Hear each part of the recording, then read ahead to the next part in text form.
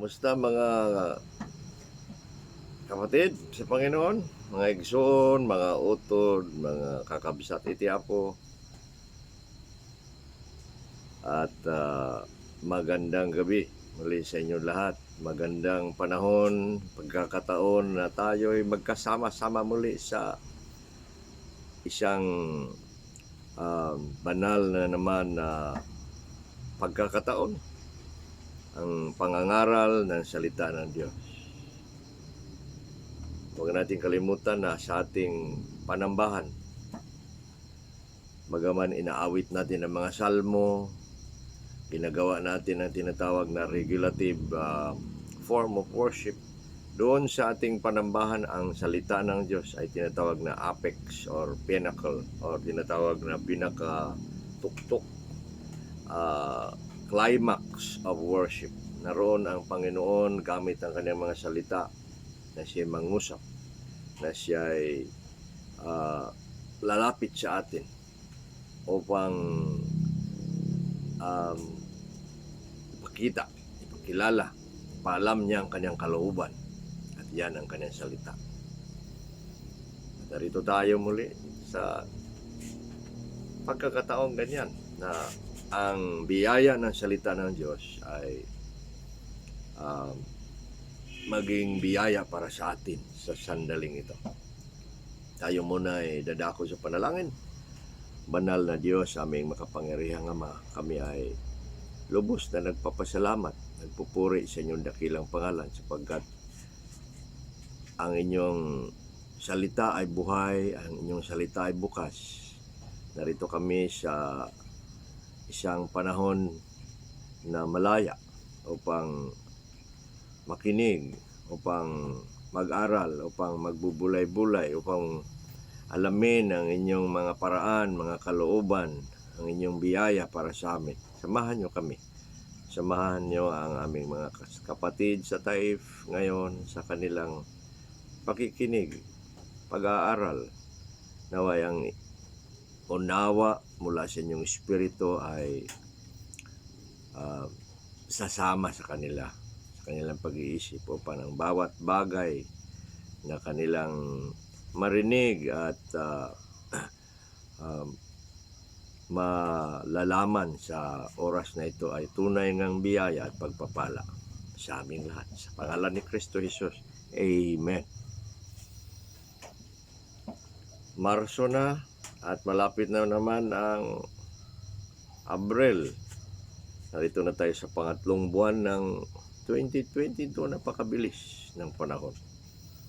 Sa mga may edad ay medyo mabilis. Sa mga bata naman, medyo matagal. Ngunit narito tayo sa buhay, lakbay ng buhay. Lumalakbay tayo ayon sa buhay na ito na ayon sa panahon. Puri ng Diyos sa buhay at sa panahon. At lalo na sa panahon ng salita ng Diyos. Pag-aralan natin ang tungkol sa gabay ng pananampalataya o gabay sa pananampalataya. Ang ating pinag-usapan sa nakalipas na tatlong linggo ay ang pananampalataya. Pinag-aralan natin ang kahalagahan ng pananampalataya na ito'y mahalaga at pinag-aralan natin ang kahulugan at ang mga tungkulin ng pananampalataya. At pinag-aralan din natin ang pananampalataya na gumagawa, ang nakakaligtas na pananampalataya. Naway ang bawat bagay na inyong nangarinig, kagaya ng sinabi natin, pinag-aralan natin siya nakalipas, ingatan natin ang ating nangarinig. Ibig sabihin, bawat bagay na itinuro ng Diyos, tayo'y may responsibilidad tungkulin. Hindi maaaring dadaan lamang ang mga bagay. Binigyan tayo ng tungkulin. Binigyan na tayo ng tinatawag na um, pagkatiwala. Pinagkatiwalaan tayo sa mga bagay na kailangang ng Diyos na may mangyayari. At yan ay tutuparin. Yan ay paniwalaan. At yan ay kailangan maging kasama sa ating buhay. Dito tayo sa gabay ng pananampalataya. Kawikaan 3:5 at 6. Kawikaan 3:5 at 6. Proverbs 3:5 and 6. A very well favored and favorite scriptures of many. Siguro ginagamit nyo ito na promise scripture sa inyong buhay. Ating pag-aralan ito ngayon. Siguro na pag-aralan natin ito dati sa mga pangangaral ko dyan sa Taif. Balikan natin kung makaalala kayo. At gabay sa pananampalataya. Itong ating pananampalataya ay sinasabi ng Biblia na siyang paraan na ang ating mana, ayon sa 1 Pedro Kapitulo 1, na mayroon tayong mana, mayroon tayong kaligtasan na binigay at iingatan niya ito sa pamamagitan ng pananampalataya. Gabay ng pananampalataya, ang kapangyarihan ng pananampalataya, sa kapangyarihan ng Diyos, sa kanyang gabay. Itong gabay ay makapangyarihang bagay na narito sa atin, biyaya ng gabay. Ang mga tao na kumilala sa Diyos, makikilala sa pamamagitan ng gabay. Gabay ng Diyos. Sila ay namumuhay hindi sa sarili nilang paraan, kundi sa gabay ng Diyos. Yan ang ating pag-aralan. Paano tayo gagabayan ng Diyos? Ano ang paraan na tayo mabubuhay na may gabay, na itutuwid, itutumpak, tama ang ating gagawin, tama ang ating susundin, tama ang mga bagay na mangyayari sa atin. Meron tayong gabay. Ang mga kabayo ay hinihila sa kaliwat kanan sa tinatawag na bokado, at ginagabayan sila sa ganung paraan. Ang mga barko, lancha, meron ding timon na hinihila sa kaliwat kanan, gabay sa kanila upang puntahan ang tamang landas. Ganon tayo. Ulit sinabi ni Salmista David sa Salmo 32 na huwag tayong mga mangmang kagaya ng mola or mule o kabayo na hinihila sa kaliwat kanan.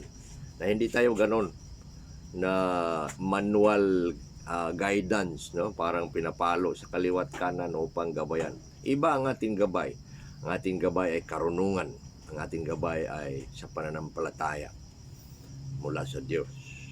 Ito ang sinasabi sa Kawikaan 3:5 at 6.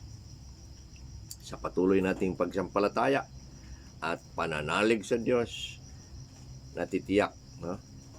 Na mayroon tayong gabay sapagkat ang Diyos ay gumagabay. Yan ang kaniyang biyaya, gumagabay. Siya ay ating gabay, siya ay ating kasama.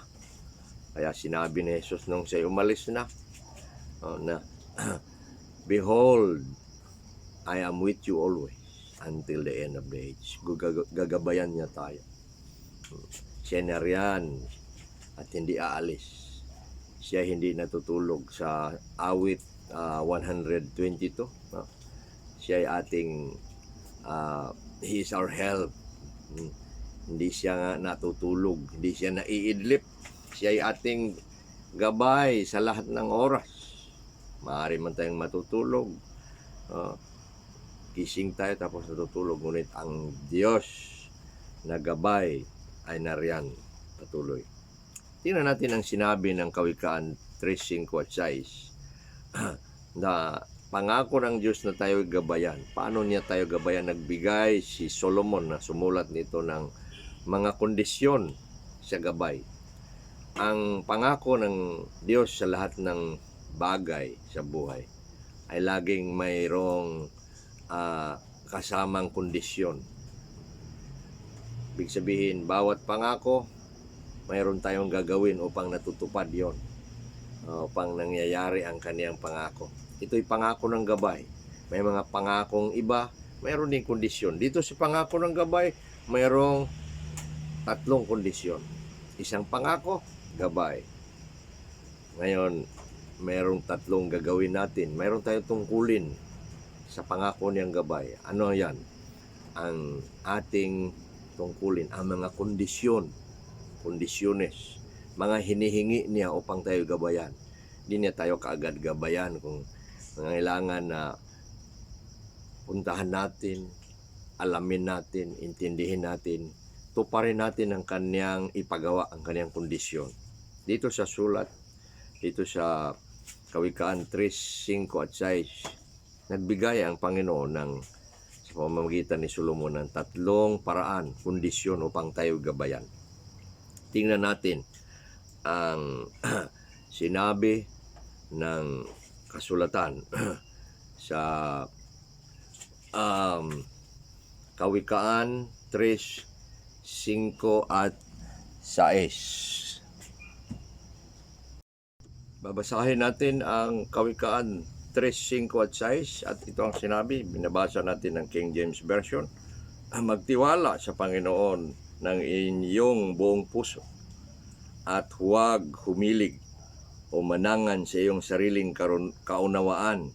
Sa lahat ng iyong mga pamaraan ay kilalanin siya at kanyang ituturo ang iyong mga landas. Sa English pa, trust in the Lord with all thine heart and lean not unto thine own understanding. In all thy ways acknowledge him, and he shall direct thy paths. Yan ang sinabi. Ano ang mga kondisyon na dapat isagawa ng natin, ng bawat Kristiyano, upang tayo gabayan? Una, sinabi dito, magtiwala ka sa Panginoon. Magtiwala tayo sa Panginoon. Ito'y utos na dapat sundin. Magtiwala ka. Utos ng Panginoon. Sa Biblia, maraming mga utos na isagawa. Ito ay utos na dapat tuparin. Tayo'y inutusan na magtiwala. Pagtitiwala, to trust, no? Pananalig sa Hebreo na batak. Ibig sabihin, umasa ka. Pagkakaroon ng pananalig sa Panginoon. Pagkakaroon ng tiwala sa Panginoon. At yan ang inutos sa atin. Magtiwala upang tayo gabayan. Tiwala tayo. Nangailangan tayo ng gabay. Ang unang kondisyon, tiwala. Magtiwala ka sa gagabay sa iyo. Ang Diyos ay lubos na mapagkatiwalaan. Siya na nagsabing magtiwala ka, siya ay mapagkatiwalaan. Lubos, ganap, perfect guide. Hindi siya maaring hindi maaring mabago ang kanyang paraan.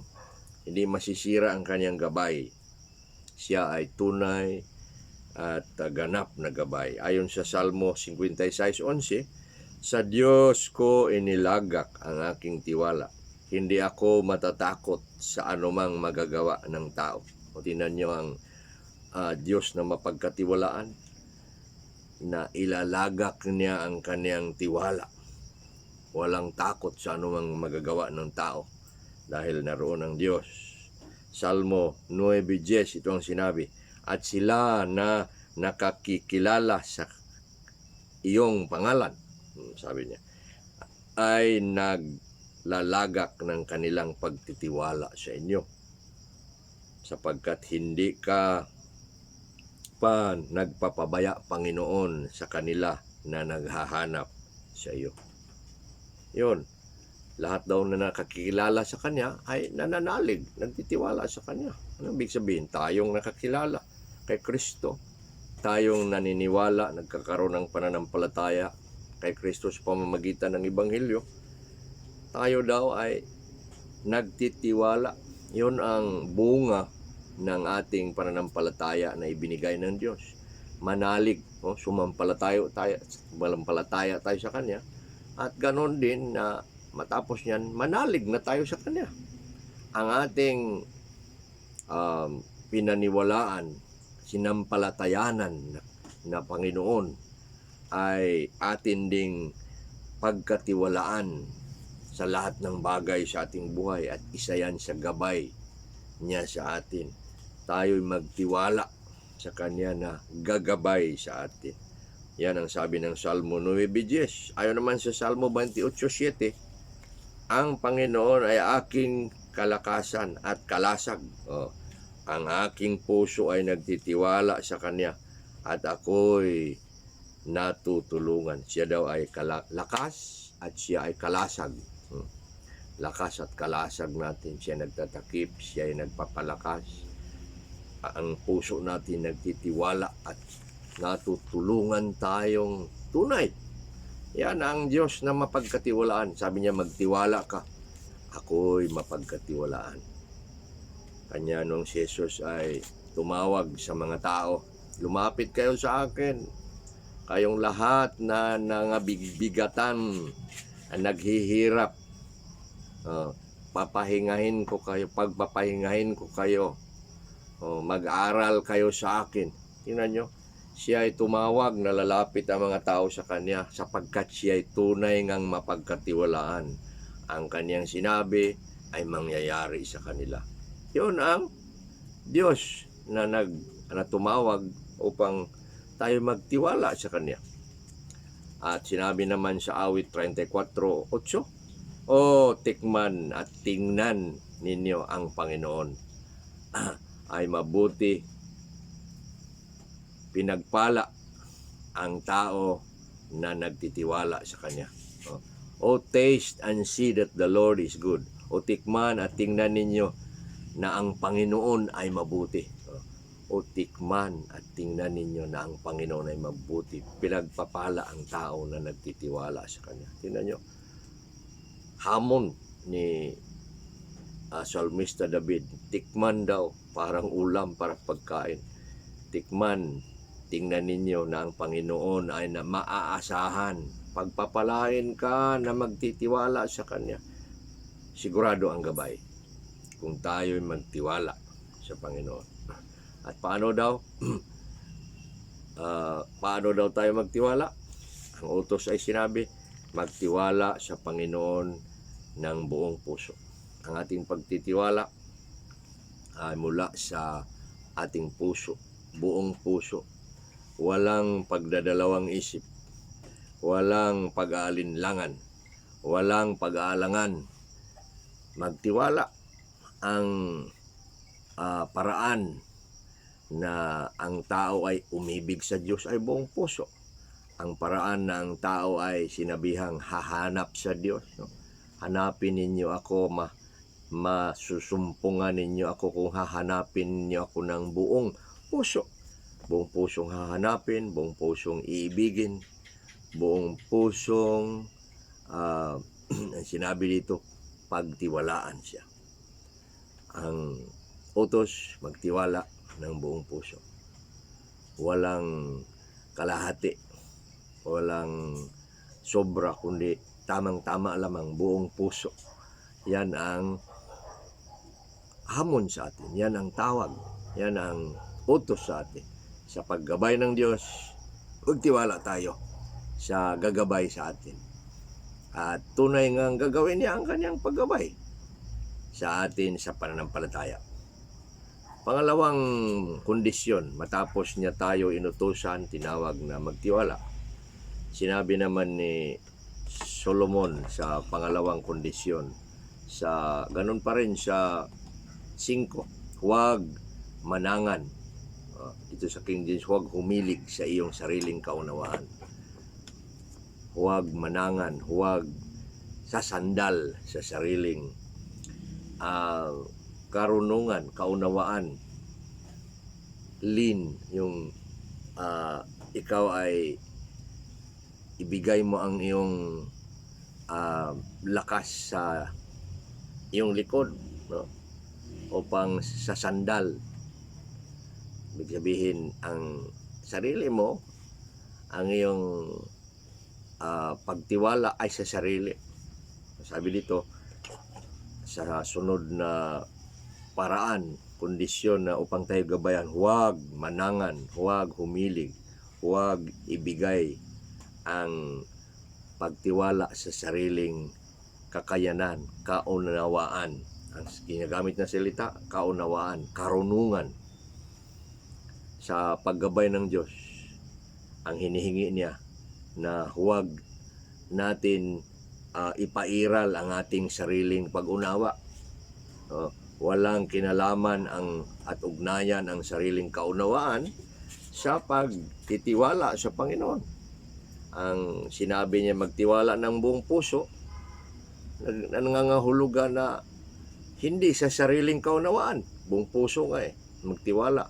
Ngayon, hindi sa sariling kaunawaan. Hindi maaring ipalit ang kaunawaang pansarili sa pagtitiwala sa Panginoon. Ito'y hindi magkatugma. Sariling pag-unawa at ang pagtitiwala sa Diyos ay hindi magkatugma.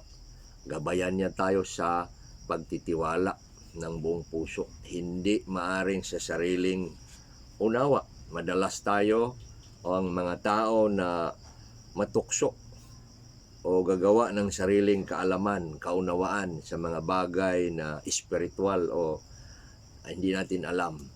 Hindi maaaring ang physical, ang mga bagay na laman o nakikita, nagagawa ay i-apply mo sa spiritual. Ang madalas na mangyayari ay na hindi tayo nagagabayan dahil pinapairal ang sariling kaunawaan. Nanalangin tayo na isang bagay na gagawin ng simbahan, gagawin sa buhay. Tapos, nung nananalangin, iniwanan ang mga bagay na hinihingi natin, sinusunod natin yung ating gusto, sariling kaunawaan. At madalas, nasisira. Uunahin mo ang iyo. Ang Diyos nagsasabi, ito ang aking gustong gawin mo. Mag-aasawa ka ng Kristiyano. At sa pag-aasawa mo, kailangan huwag kang mangunguna sa mga gagawin sa buhay. Hintayin mo ang kasal mo. Ngayon, inuuna mo ang mga gusto mo. At di nasisira ang gabay ng iyong pag-aasawa. Maraming bagay na nasisira sa sariling pag-unawa, sariling kaunawaan. Dapat huwag nating pagtiwalaan ang marami nating kaalaman sa maraming bagay. Sa pagtitiwala sa Diyos, isasara ang pinto ng mga sariling kaalaman. Tayong may edad na, marami tayong alam sa buhay, marami tayong alam sa pakikitungo, marami tayong alam sa mundo, trabaho, mga bagay tungkol sa mga tao, ang dami. At kung minsan hindi tayo nakikinig dahil marami na tayong alam. Ngunit ang sabi pa rin at ulit-ulit dito sinabi, huwag manangan sa sariling kaunawaan. Huwag ipairal ang mga bagay sa pagtitiwala sa Diyos mula sa sariling unawa. Ang Diyos ay may sariling paraan. Mayroon siyang paraan at iisa lang at hindi maaaring dalawa. Isa, totoo, at doon tayo at hindi ang atin. Ang Kanya ang tama. May mga panahon naman ang ating sariling kakayanan at kaunawaan ay tumpak din sa Diyos. Kaya ngunit susunod muna tayo sa Kanya bago yung atin. Hindi ang atin bago ang Kanya. Sariling kaunawaan, di mare. Ang kailangan sa gabay ng Diyos, huwag manangan sa sariling kaunawaan. Sa paggabay ng Diyos, siya lang ang dapat masusunod at hindi ang atin. Yan ang pangalawa. Huwag mananangan sa sariling kaunawaan. At Nandun tayo sa pangalawa, magtiwala ng buong puso sa Diyos. Huwag mananangan sa sariling kaunawaan. Pangatlo, kilalanin siya sa lahat ng iyong mga daan. In all thy ways, acknowledge him. Sa lahat ng iyong daan o pamamaraan. Daan dito sa English, ways. Kilalanin siya. Kilalanin. Ibig sabihin, ito'y nagsasabi na ang Panginoon, ang Diyos natin ay Panginoon. Ibig sabihin ng Panginoon, Hari. Siya ay siya ang ating pangunahing nag-uutos, ang hari natin, ang dapat masusunod sa lahat ng bagay. Ang ating gobyerno, ang ating Diyos na dapat kilalanin. Sa paggabay ng Diyos, kilalanin siya sa ating mga paraan. Sa nangangahulugan na sangguniin siya. Mayroong tinatawag na sanggunian. Pupunta tayo doon sa sanggunian. Sa sangguni tayo. Tatawagin siya. Ibig sabihin, gagalangin siya. Respetuhin ang Diyos. Mananalig tayo sa Kanya. Parang babalik tayo doon. Magtitiwala tayo sa Kanya. Huwag nating pangunahan ang Diyos. Huwag ang atin ang mauna. Siya muna yung uunahin. Humingi ng gabay. Maghintay. Ibig sabihin, manalangin. Yun. Lagi tayong manalangin. Lagi tayong maghintay sa Kanyang paraan. Kung sinabi sa Biblia na ganito, sundin ang Kanyang paraan. Kung sinabi na huwag muna. Kilalanin ang Panginoon sa lahat ng ating mga daan. Wala tayong karapatan sa pagsunod sa ating mga sarili. Kilalanin mo na siya. Alamin mo na ang Kanyang paraan. Manalangin ng manalangin. Maghintay na maghintay. Ayon sa 1 Corinto 6:19 at 20, wala na tayong karapatan sa ating mga sarili. Binilin niya tayo ng mahal, ng isang halaga. Isang mahal na halaga. Diba? Binili tayo ng dugo ni Jesus. At yun ang presyo. At hindi na tayo ang may-ari ng ating mga sarili. Ibig sabihin, lagi tayong sa gabay ng Diyos, laging inuuna siya. Sa lahat ng ating daan, kilalanin siya. Sa lahat ng ating mga daan, ang ibig sabihin ng mga daan, ways, sa English. Plano. Sa lahat ng ating mga plano, lahat ng ating mga pagpapasya o desisyon, sa lahat ng ating gustong gawin o mga gawa, sa lahat ng ating mga layunin, mga malalaking daan, no? Ating tirahan kung saan tayo titira, pag-aasawa, saan tayo magtrabaho, saan tayo mag-aral, saan tayo sisimba,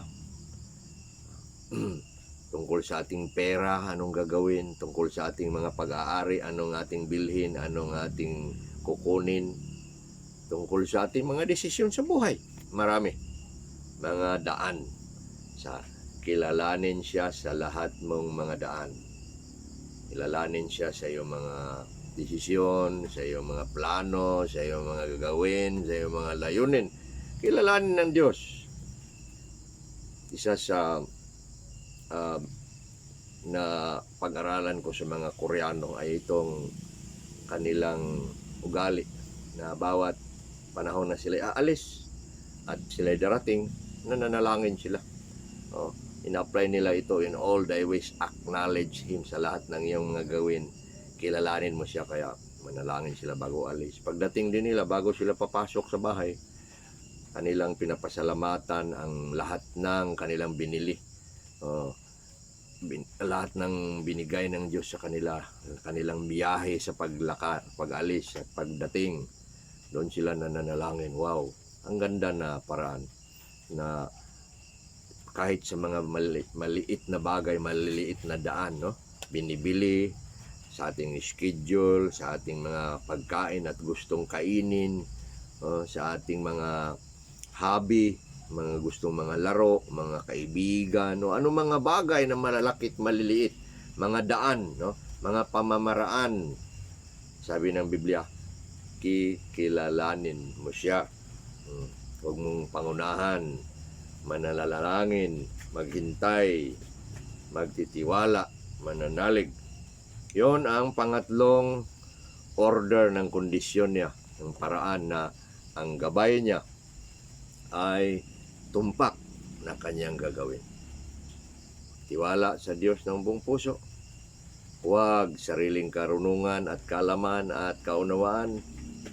Kilalanin siya sa lahat ng iyong mga daan, ng iyong mga pamamaraan.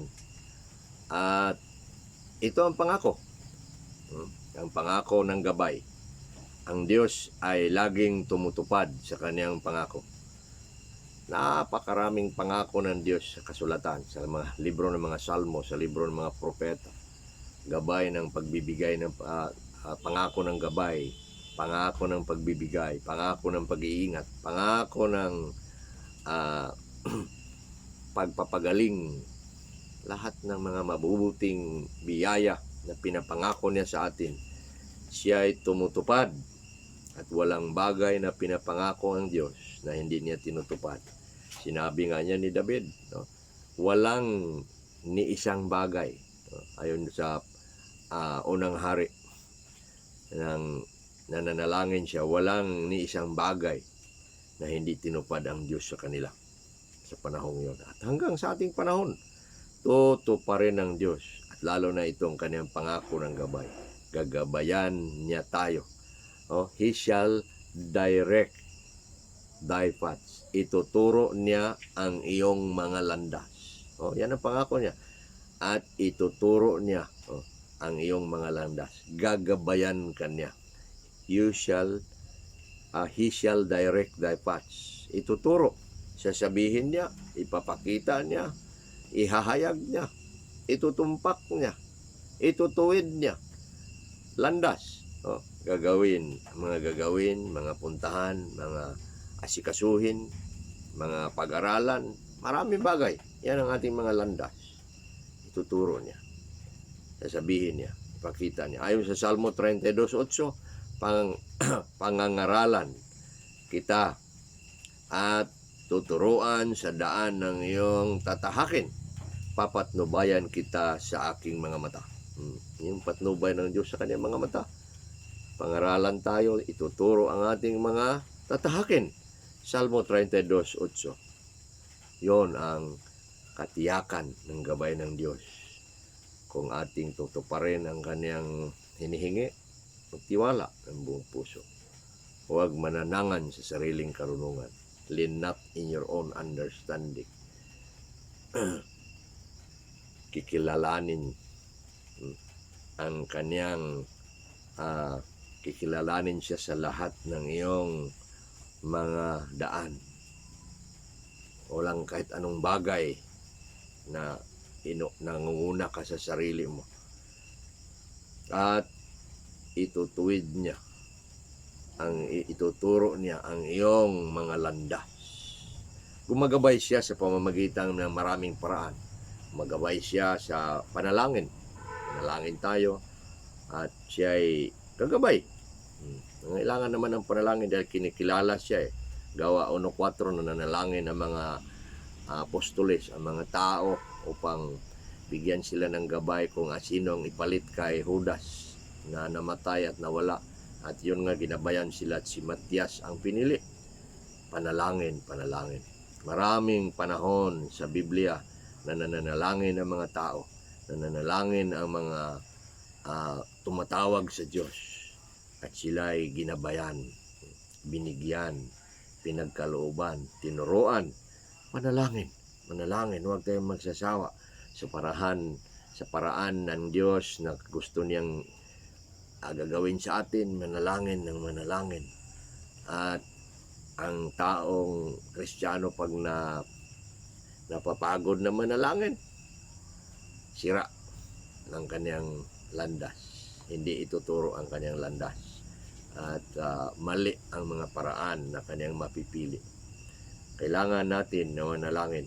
Kagabay rin ang Diyos sa pamagitan ng kanyang salita. Kaya araw-araw, naroon tayo sa salita ng Diyos. Bawat umaga, sa paggising, manalangin, salita ng Diyos magsasama. Salita ng Diyos at panalangin. Huwag ihiwalay ang salita at ang panalangin. Nagsasama yan. Kasama. Babasa ka, ikaw ay magbubulay-bulay, ikaw ay mag-aaral, nilay-nilay ng salita ng Diyos, manalangin. Panalangin ang napag-aralan at ang mga bagay na hihingin mo sa Diyos, dalhin mo sa salita, ituturo niya. Doon sa mga pinapag-aralan mo, may mga paraan, may mga bagay na ang Diyos ay magsasabi na ito nga, na yun nga ang gawin mo. Yun, gagabayan tayo sa pamamagitan ng kanyang salita, sa pamamagitan ng panalangin. Hindi pwede maghiwalay. Gumagabay rin siya ayon sa ibang tao. May mga tao na gagamitin ng Diyos upang tayo gabayan. Si Pablo noong tinawag, dinala siya sa Damasco at tinawag niya ang isang taong tutulong at kagabay sa kanya, si Ananias. Siyang nagbautismo sa kanya, siya nagturo sa kanya ng una niyang mga gagawin. Gabay sa pamamagitan ng mga tao. Si Moses ginabayan ng Diyos sa pamamagitan ng kanyang amain, sa kanyang biyenan na si Jethro. Mga bagay na hindi niya alam, ginabayan siya sa mga bagay na dapat niyang gawin. Marami sa Biblia ang paraan ng paggabay ng Diyos sa pamamagitan ng maraming mga tao. At si Josue, napakatagal na ginabayan ni Moses pang maging maayos na pangulo ng Israel, gabay sa pamamagitan ng tao. Si Pablo ay gabay ni Timoteo sa kanyang buhay at naging mabuting ama ng pananampalataya na naging susi ng kanyang pagtagumpay sa buhay. Ang Diyos ay bibigay ng mga tao pang gabayan tayo. Nagbibigay rin siya ng gabay sa pamamagitan ng mga pangyayari. Mga pangyayari, mahirap man o mabigat, maganda, masaya, mga pangyayari. Doon ang Diyos gumagabay. Roma 8:28. And we know that in all things God works together for good to them that love God, to them that are called according to His purpose. Ang nalalaman natin na ang Diyos ay gumagawa sa lahat ng bagay sa ikabubuti ng mga taong umiibig sa Kanya at tinatawag ayon sa Kanyang layunin. May mga bagay na hindi natin alam na nangyayari. At kung minsan nahihirapan tayo, bakit ganon at bakit ganito. Ngunit sa dulo makikita natin, dahil tayo nagmamahal sa Diyos at tinatawag ng Kanyang kalooban, medyo mahirap man na nangyayari. Ngunit ang dulo ay maganda para sa atin.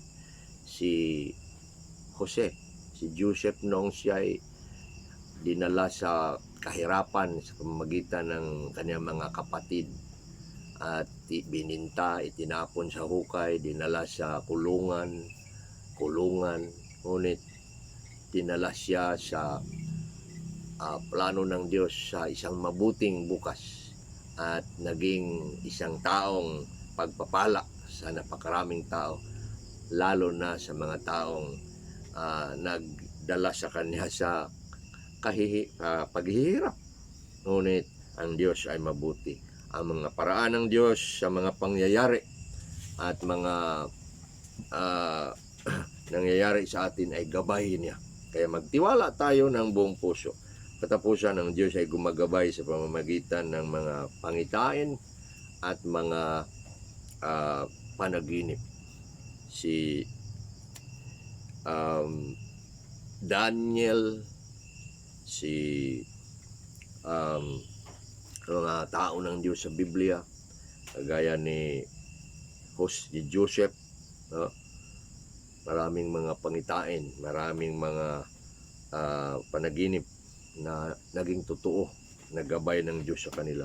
Si Pablo no nangaral, nung naglakbay, maraming mga panaginip. May panaginip siya doon sa Gawa Kapitulo 16. May taong nagpapakita, tulungan mo kami dito sa Macedonia.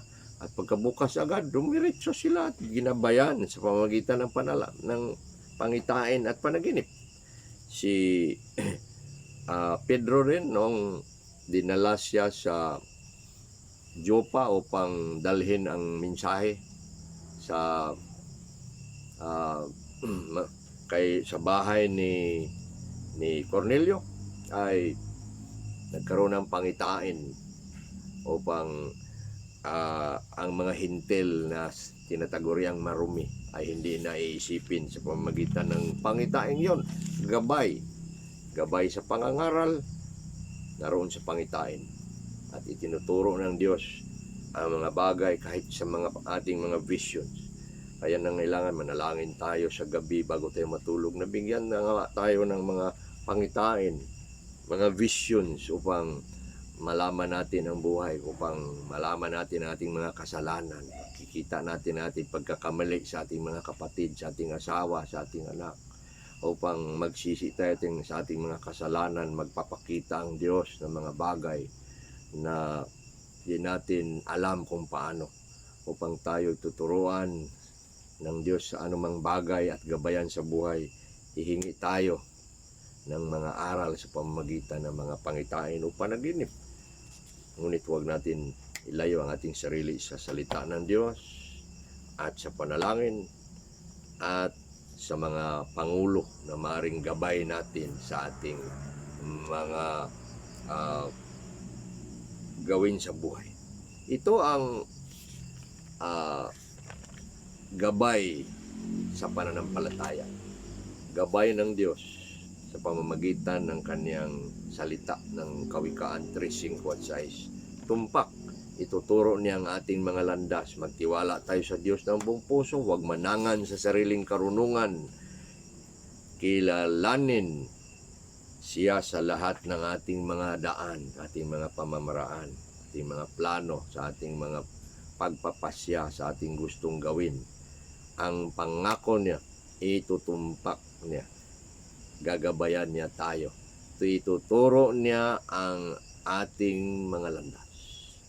Mangyayari ang kalooban ng Diyos sa ating buhay sa pamamagitan ng pagtutupad natin sa kanyang hinihingi sa ating sa paggabay niya sa ating buhay. Ang Diyos ay nalulugod na gabayan tayo. Kasiyahan niya at kasiyahan din natin na tayo gabayan at gabayan tayo. Kailangan lang na ang ating mga sarili ay aayon sa kanyang paraan, aayon sa kanyang kalooban, makinig sa kanya, susunod sa kanya. Sabi niya, ituturo niya ang ating mga landas. Naway, pinagpapala tayo mga kapatid sa isa na namang aral na tayo'y dapat mamuhay sa gabay ng Diyos. Tayo manalangin. Purihin ka, Ama namang Diyos, sa inyong salita. Ang biyaya ng inyong salita na nagtuturo sa amin sa gabay, sa tamang gabay sa buhay, ang inyong salita, na kami ay dapat magtitiwala sa inyo ng buong puso. At turuan nyo kaming hindi nawa kami kailanman mananangan o magsasarili o susunod sa aming sariling unawa at kaalaman. Tulungan nyo kami na sa inyong biyaya kami ay kikilala sa inyo. Kilalanin ang inyong kilalanin namin kayo sa lahat ng bagay sa aming buhay, upang hindi ang amin ang masusunod, ngunit ang sa inyo. At na kami nagpupuri sa inyong pangako na ituturo nyo sa amin ang aming landas, ang tama, ang inyong kalooban sa buhay. Purihin ka sa salitang ito at sa inyong mga biyaya. Sa pangalan ni Jesus. Amen. Naway ang mensaheng ito ay isa na namang bagay na magpapaalala sa atin na mag-ingat kayo sa inyong nangarinig. Dahil sa anumang bagay na inyong gagawin ay isusukat sa inyo. Bigyan naman tayo ulit ng isa na namang bagay na ipinagkatiwala at yung paggabay ng Diyos. Ang mga bagay na dapat gawin upang gabayan tayo. Yan ang ipinagkatiwala sa atin at ang kanyang kalooban na gagabayan tayo sa pamamagitan ng kanyang mga paraan. Salamat mga kapatid, hanggang sa sunod nating pagkikita at pag-aaral. Ito ang inyong lingkod, Pastor Luloy Lapis po lamang. Hanggang sa sunod na panahon.